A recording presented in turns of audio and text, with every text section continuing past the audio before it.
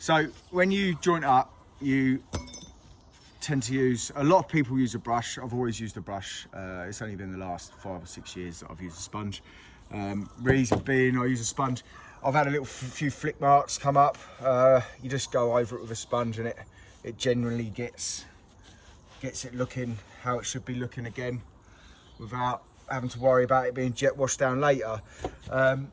When you joint up, you always want to use the heel. It's not quite full enough, that one. So you want just a little bit of dry stuff. And you just want to take just enough off so that you don't smudge it either side. So we go through with the heel.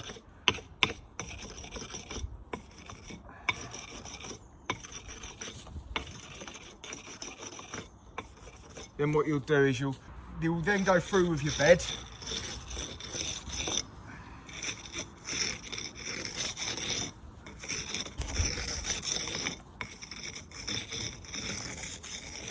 Like that. Now these are called tops and tails. So I'll show you here in a second. I can see that I haven't pushed in far enough there, so that will create a rat tail. And if I go over it with a brush first,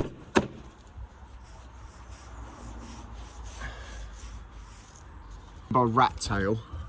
So that's a rat tail. That's where you haven't quite pushed in far enough for your joint to touch the top of your brick. So you really need to be like that. That's a top. When I was at college, I was actually taught that one of the only things I actually remember that was probably worth taking in at college was a good bricklayer joints that work twice. Once you've done your first joint over, you'll have tops and tails left. So what I like to do is then go over the bed again. Make sure there's no rat tails, because you will see them better once you've brushed over it the first time. So then you'll go through with your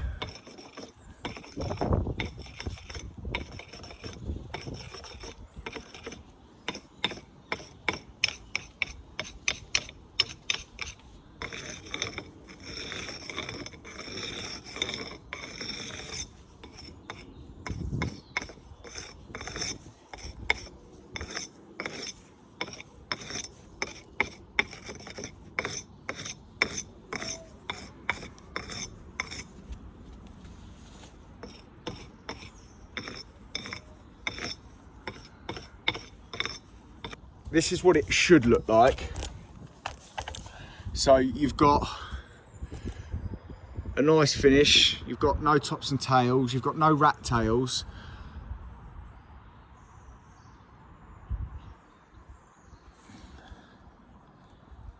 All your perps should be nice and in line.